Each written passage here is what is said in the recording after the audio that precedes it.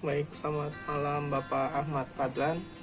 Di sini saya akan menjelaskan kembali pada pertemuan keempat kita tentang efek substitusi dan pendapatan. Baik Pak, substitusi itu adalah proses peralihan perpindahan barang dikarenakan faktor tertentu. Ada 4 faktor yang mempengaruhi efek pendapatan. Ada 4 faktor yang mempengaruhi efek pendapatan, yaitu 1. Price, perubahan harga.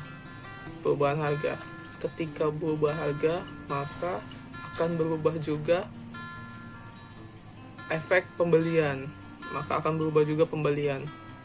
Ketika harga turun, maka pembelian akan naik. Itu contohnya. Yang kedua, ada bila berubah harga, maka berubah juga pendapatan real. Apa itu pendapatan real? Pendapatan real itu adalah pendapatan yang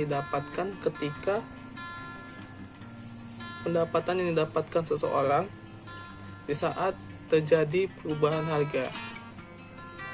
Contohnya, kalau gaji kita 2 juta, kemudian harga barang pokok atau kebutuhan kita selama sebulan itu kita habiskan 1.500.000, berarti pendapatan realnya itu 500.000. Tapi ketika ada perubahan harga, misalnya harga barang pokoknya turun menjadi 1.300.000, berarti pendapatan realnya kita itu 700.000. Kemudian ketika terjadi perubahan harga, maka akan terjadi juga perubahan pendapatan real kita. Itu akan mempengaruhi nilai pembelian kita. Terjadi juga perubahan pembelian, dan juga terjadi juga perubahan pendapatan nominal tetap. Apa itu pendapatan nominal tetap? Pendapatan nominal tetap itu adalah gaji tetap, gaji yang tidak berubah di saat harga berubah. Gaji bulanan kita atau gaji mingguan yang tidak berubah. Jadi ketika harga berubah tapi gaji kita tetap tidak berubah, itu adalah pendapatan nominal atau pendapatan nominal tetap. Kemudian yang ketiga itu ketika terjadi perubahan harga X, misalnya gula.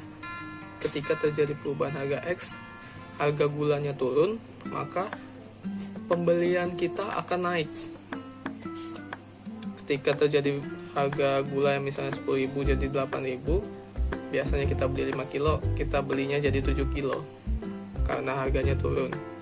Yang keempat itu ketika harga berubah, harga gulanya naik, itu akan mempengaruhi efek pendapatan. Efek pendapatannya akan minus. Kenapa minus? Karena